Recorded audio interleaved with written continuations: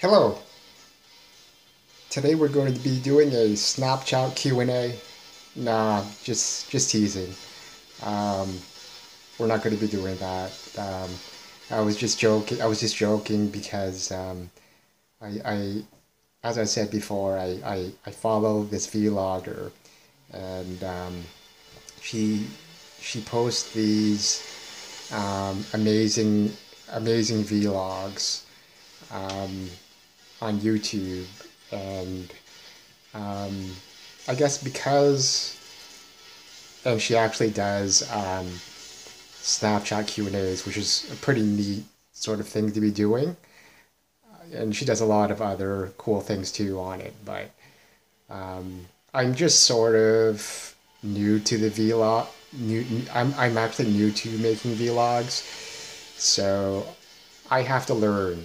I have to learn from somebody. So um, if I take her, who is quite successful in doing those, when someone like her is able to have, a few 100,000 YouTube subscribers, average a couple tens of thousands of views on each of her videos, and get almost like 500 views in the first 30 seconds, she's doing something right. And so it's important for me to, if I want to get better at this, I have to learn from people who have more experience and more success in doing these types of things.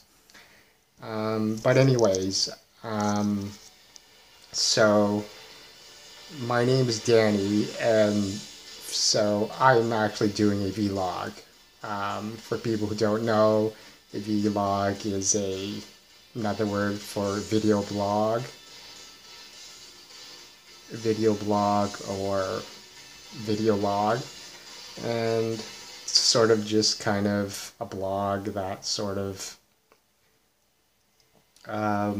relates to different aspects of the person's interests, whether it be different things that are happening in their life or different things that they're doing, or whatever. So,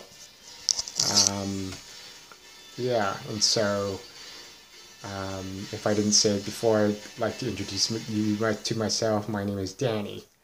And so, what's today? What is today? Let's see. Today is Monday, December 5, 2016, 8:12 p.m. Okay, so there's a few things that I wanted to talk about, and this time actually I took the time before I started this to write a few things down so I'd be a little more organized.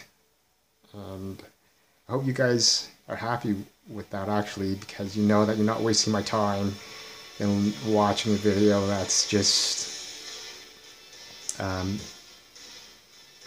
does not make sense or is kind of stupid. So I do try to make these videos to be purposeful of some sort, and that people who watch them will have gained some sort of advantage, whether it be advice or so forth.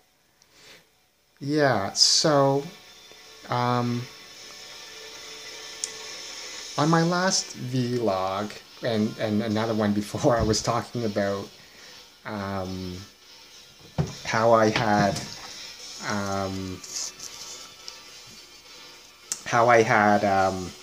bought some posters and stuff at the local university poster sale, and kind of a bit of those challenges.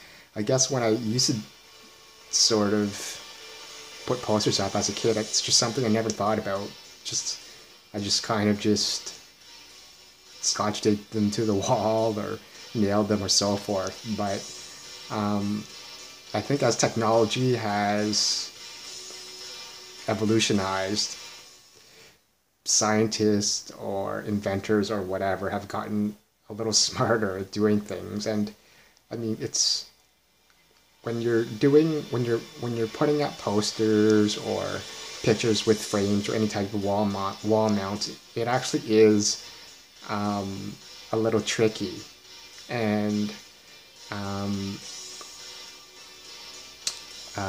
it's not always possible to do it properly.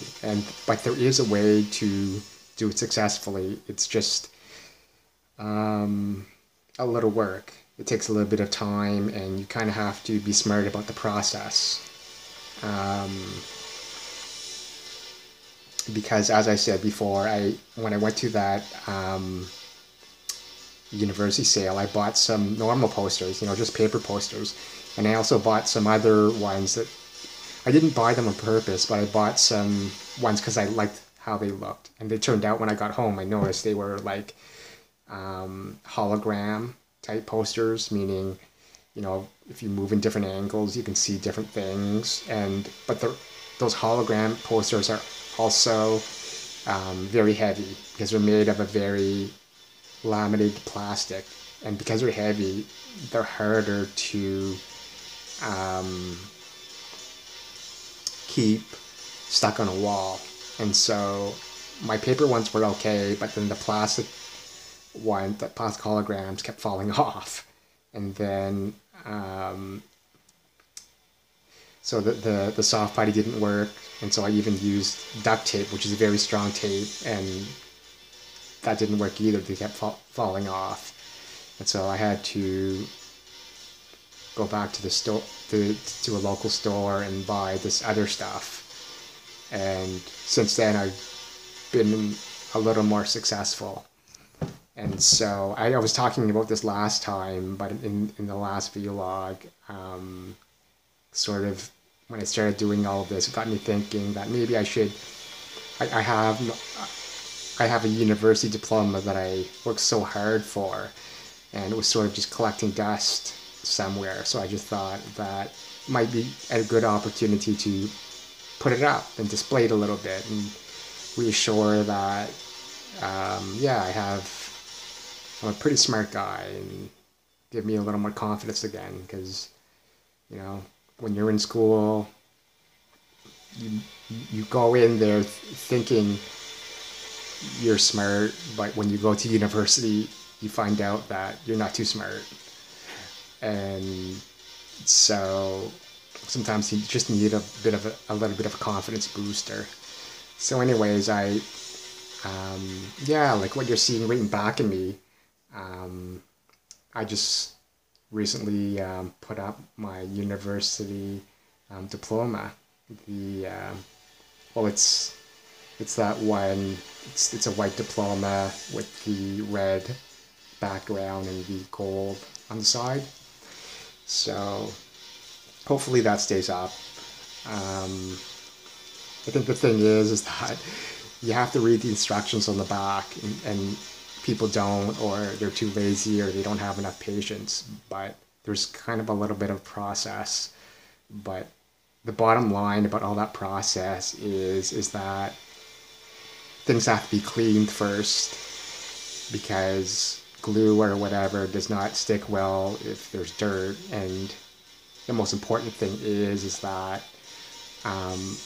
when you stick the glue to the wall, you have to wait a bit of time so that the glue can properly absorb into the materials of the wall. Because it takes time for the materials, or if you take chemistry, for example, you'll know that like the compounds of the fibers have to mesh together. And so it takes they recommend waiting for an hour. And you wait for an hour, and then after an hour, then you put, your picture or your frame or whatever. Because especially if you're trying to, for people, it's not really my case, but people who are trying to mount really heavy things, I think that becomes a problem, because if you don't give enough time for the glue to properly set into the wall, then if you have a really heavy thing that you just stick on right away, it'll sort of come off. But so this time I had a bit of patience, and I did all the cleaning and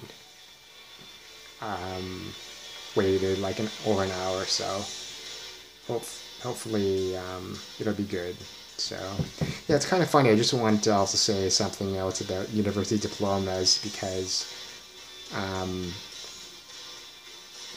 when I got mine, I was a little surprised because my diploma actually was in Latin. So I was surprised because I don't really speak or read Latin, but Latin is a very traditional, sort of the foundation of all of the languages. And so I actually prefer it, or I like it, because it gives me or others sort of that feeling that it's of a traditional sort of feel to my diploma. And it's weird because when I wanted to frame it, I bought it to like a professional framer. And so the framer told me, like, what is the color of your alma mater? And for me it was red, so he recommended a red background, as you see. And then I think I picked gold because gold just has a nice look to it for the contours of it. But I did sort of notice that the local university here is like a little weird or different or kind of cheap, where like I've noticed that when this is not my case, but I see when other people go to graduate, they have these on-site, it's probably like a little kiosk thing where they sell like these kind of little frames that you can just be at the convocation and right there kind of slide your diploma right into it. Yeah, that's like, when I first saw that, I just thought that was really cheap and pretty bad. I mean, like, I don't really know what the purpose of that is, if they're just trying to make an easy buck like that. The university is just trying to just make some easy cash like that. But it's really not really a legitimate way to frame a legitimate type of university diploma, right? Which is of the utmost prestige, right? Because like if you're just throwing a prestigious university diploma into some cheap, like click through, ready-made frame, it sort of makes you wonder about the legitimacy of it. When people look at it, they're kind of saying, did you just get that out of the mail? So is that like a mail order sort of diploma, right? So,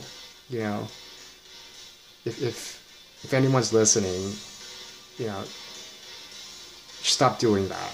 Really, that's cheap, and it's really bad. Okay. So, the next thing that I wanted to talk about was soccer. Yeah, because a lot of my viewers, I think, are soccer people. So, we had our last soccer pickup. Our last soccer pickup was on Sunday. On Sunday at, I'm trying to remember, at 4 p.m.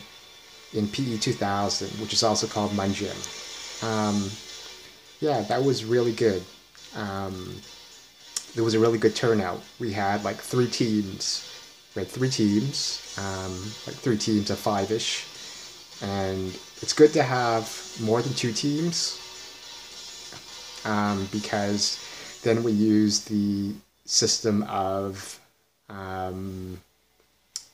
first goal or 5 minutes, switches subs. Yeah, I don't think I really said that right, but if you have, for example, 3 teams, and therefore one of the team is being subbed, when whatever happens first, whether it's a goal, 1 goal, or 5 minutes, then the team gets subbed. That's good. I actually prefer that because it makes the game more purposeful, right?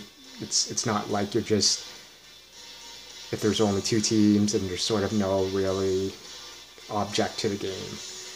But people will try harder, to work harder because they want to play. They don't want to sit on their butts and sit on the bench, right? It's not because then they wouldn't be there. They would rather, be sitting on their couches, eating chips or something like that, right? So yeah, so Sunday's game was really good. It was competitive. You know, lots of skilled players, and what else? Yeah, a lot of the players, you could tell, had quite a bit of experience playing soccer before, and pretty fast paced, lots of passing. Um, you know, um, um, the thing about it is that when we eventually did get to the system of having 3 teams instead of 2, at that point on, if I remember right, there were no goals that were scored. So that's okay. That's just telling me that the defensive play was really good. And so maybe the shooting was just a little off, but the passing was good, and there was a lot of passing. And yeah, the big thing was the hustling, right? People were just running every single ball really, really hard, right? Like, um, people just have a lot, our players have a lot of energy, right? Like sometimes I wonder because, I set up I go through the trouble of setting up these games and hardly anybody shows up. I wonder, like, how lazy people are, maybe, right? But I mean, when people do show up, they play, and they play well. It's just a matter of maybe, I don't know, just finding time to be there, or whatever. Yeah, so I was talking about this in my last vlog that previously I kind of wished that we could have had a schedule of having like maybe like one really good game on Saturday and then one really good game on Sunday, because weekends are good, and we only technically get about 50 minutes, which is very, very short. So if you play like, game on Saturday, and maybe you don't get to play that much, you can sort of, you know, um, get caught up with that time the next day. But when we did that the previous week, hardly anybody showed up on Saturday, so I had no choice but to drop one of the weekend games. So as promised, as I said, um, I only had one game on the weekend, which was Sunday, but the turnout was good. So I guess that's what's happening for now. Yeah. The other thing that I wanted to talk about was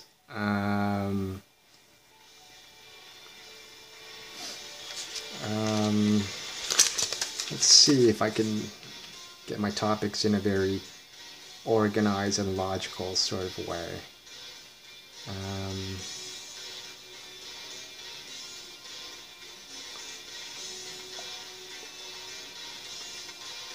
Yeah, so yeah, for those who are in university, including myself, exams are fast approaching. So I just wanted to hope that everyone does really well in the exams, and so that you take the time to do some studying. for those of you who are near me, snow is now here. Definitely not that much, but it's still here. I know that out west, they've had snow for quite a while now, and in provinces like New Brunswick, it's been crazy. Within the last few days, I think they had over 30 centimeters or something like that. And in Ontario, the Toronto area, they've had snow too. Christmas is also approaching soon, so I hope you all get your Christmas shopping done. And yeah, I also wanted to talk about that kind of like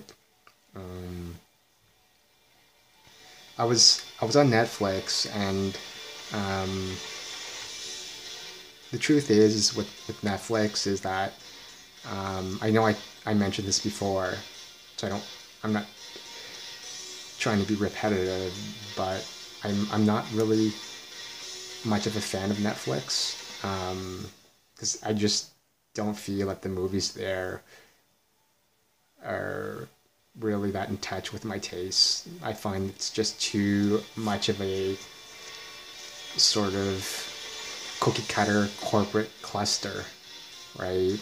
Where it's, you know, all about like those comedic romance types and, you know, Ben Affleck, and so that's not really for me. But every once in a while I'll subscribe to it for maybe because I just want to watch like one movie, or I'll just feel really needy to like, because I can't find any movies anywhere else. And so, but I'll subscribe to it, but then I'll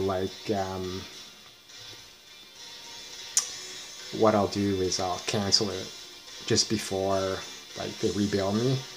And so it was coming close to my rebill period, so I thought, oh well, I gotta get my money's worth and maybe watch a few movies before my subscription moves out. And so I talked about this before that I'm a Star Wars fan, and I want to talk about that a little bit because, you know, not everyone is a Star Wars fan, and sometimes I wonder, like, why is it that I sort of turned out to be one? And, you know, a lot a lot of things added up to that, right? Like when I was a kid, you know, someone as a good gesture brought me and my brother out to like one of the Star Wars movies, and it was just an amazing experience. And just something like that could like change things. And like when I was a little kid, Star Wars was just a very cultural sort of phenomena, you know, with all of the toys and action figures and all of that. But kind of like, even when a lot of the like later Star Wars movies came out, for some reason, like when it came out in the theaters, I didn't really go and see them, and that could have been for many different reasons. But in my mind, like, because there's so many, my plan really was to like buy the DVD or Blu-ray for all of them, so that I could have a hard copy for myself and sort of and just watch them all like in a logical order, right? I don't really want to say chronological because, you know, there's a prequel, sequel, spin-off, and the order's mixed up. But I just wanted to watch in some sort of logical order for me, which, by the way, for me it would probably be chronological, because that's just the way my personality is. And so I was really going to wait until I had the hard copy for all of them. For example, before I would watch Star Wars: The Force Awakens, because there's been so many good reviews to that, and so I was really going to wait. But then I thought, oh well, my Netflix subscription is almost ending, so I said, what the heck, and I'll just watch it. But I'll say that it was really good, right? I didn't really want to watch good movies on Netflix too, because in the past I've had bad experiences watching movies online. Um, I think like through iTunes, for example. Um, I think that through like iTunes, for example, what was happening was, if I remember right, was the things were not in sync, right? Like the the sound or the people's voices were out of sync with the action part of the movie, and that just drives me crazy. That's just to me, like if someone is talking and their lips are moving at a different time, like it just that's goes beyond like that fine line where I cannot watch the movie at all. And that's due maybe to, like, I think that's not really a lagging problem. I think that's more of something like iTunes system not um, at connecting well with my like PC or whatever I'm using to watch it. And I didn't want to ruin that if I was watching a really good movie like Star Wars: The Force Awakens. But I can say that I didn't have any type of those problems when I watched Star Wars: The Force Awakens on Netflix. No lags, no buffering, nothing. And yeah, it was just a really, really good movie. Um, Regarding Rogue One, which is the spin-off, which is opening in like a few weeks. Um, I probably won't see that in the theater.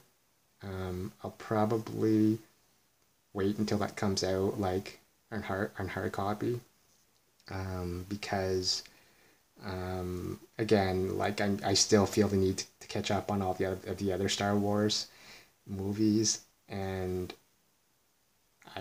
for me, like Rogue One, the spin-off, I feel that it's just a little too much, because I can understand like um, the prequel sequel thing and sort of sticking to that core Star Wars, but now that they're doing spin-offs, I feel that they're just going into an area that is sort of out of taste, right? It's more of a money making thing, and it seems like they're doing well enough that they have an audience where they sort of want to build that audience, or so they feel that they can make money out of that franchise and be confident and keep making movies without people just saying, oh, well, I'm sick of this, I'm not doing it anymore. So it sort of seems like they're aiming to have like one movie out like every year, which isn't really that bad to have one movie out every year, but it is a lot. Like if you think of all of the movies, like I don't know, you think of Friday the 13th, and how many sequels did they have? Like 14, 15, or something like that, which is just ridiculous, right? I think most people probably stopped at like two or three of Friday the 13th. So, and the other movie that um, I also watched before my Netflix subscriptions expired was um, the Hunger Games Mockingjay Part Two. Well, I actually watched. I want to get the right terminology right. Um, I watched the Hunger Games. I watched the Hunger Games. I watched the Hunger Games, that was part one. Um, okay, what I'm talking about right now is the movie version. Okay. So I watched the Hunger Games part one in the movie theater. I watched the Hunger Games Catching Fire in the movie theater. I watched the Hunger Games Mockingjay Part One in the movie theater, and I didn't watch the Hunger Games Mockingjay Part Two in the movie theater. The last one, for different reasons. I Probably should have, considering I watched 3 out of the 4, and there was only one left. But there were different things that were happening in my life then, so I didn't. Um, and so I just recently watched the Hunger Games and Mockingjay Part 2 on Netflix, and it was really good.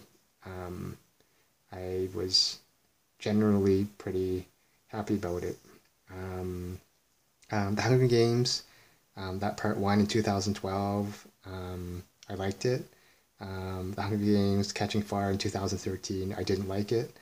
And the Hunger Games Mockingjay Part 1, I like that one. And like I said, the Hunger Games Mockingjay Part 2, the one that came out in 2015, I like that one. Yeah.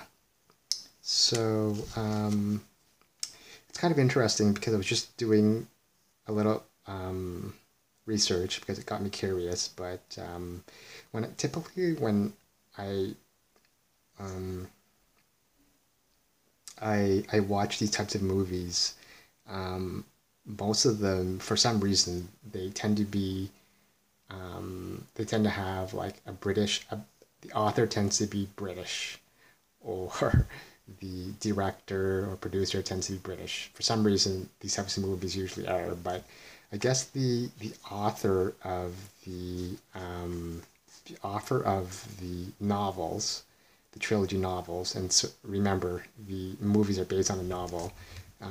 Yeah, like that's her name is Suzanne Collins, and she's in her 50s now, 54 now, and yeah, and she did a really good job. Just imagine to have that type of imagination, to be able to write something like that with such an interesting plot line and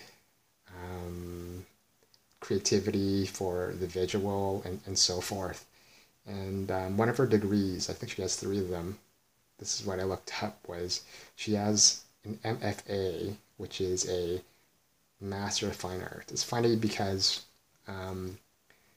when you go to certain universities who offer the BFA, a lot of you'll hear about that because the BFA is actually a Bachelor of Fine Arts, and people will later say that if you just have a Bachelor of Fine Arts, a BFA, it's pretty kind of useless in the real world. So they kind of give it this other sort of joking word. I don't want to say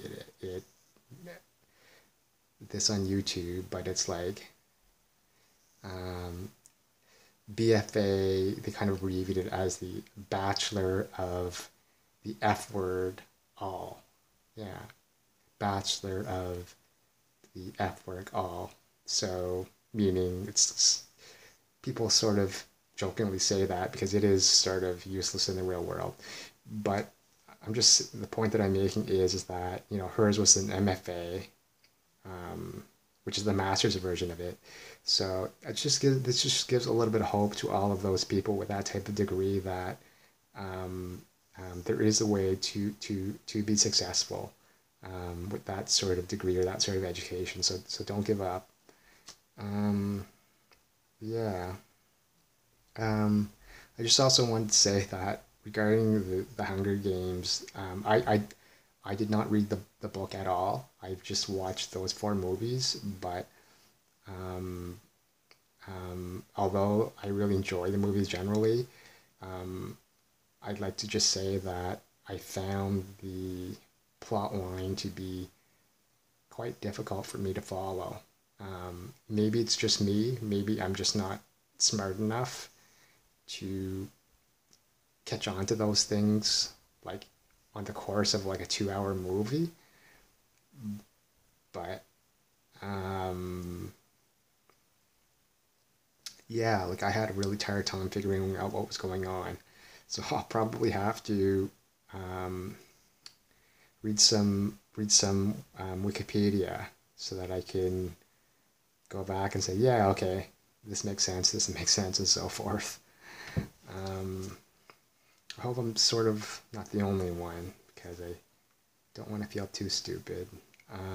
Yeah, so I just want to wrap up, and in remember I said that in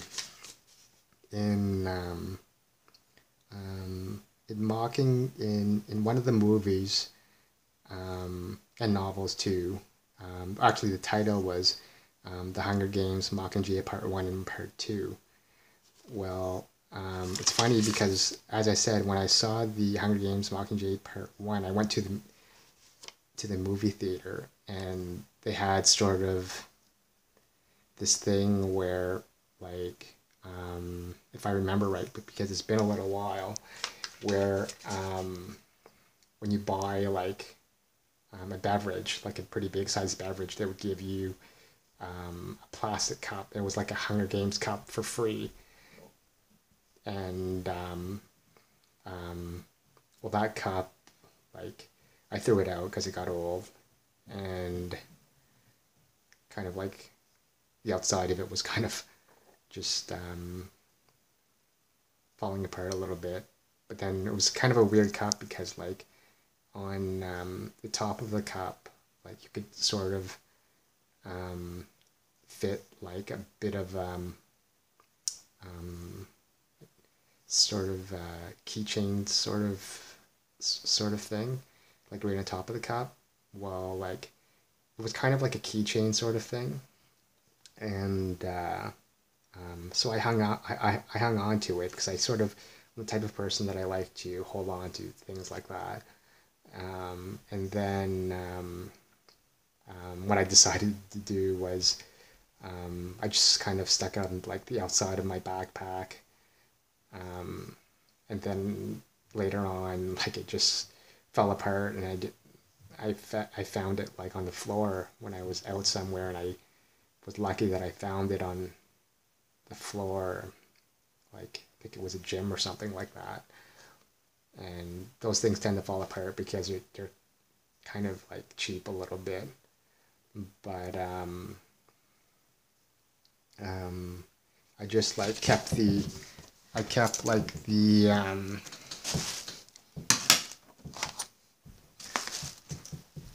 I kept the other part, and yeah.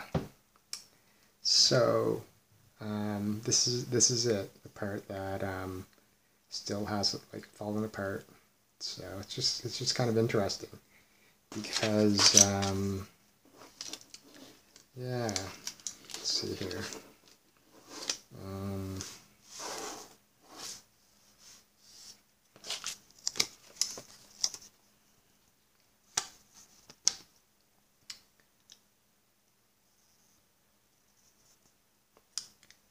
Yeah, like, so this is the part of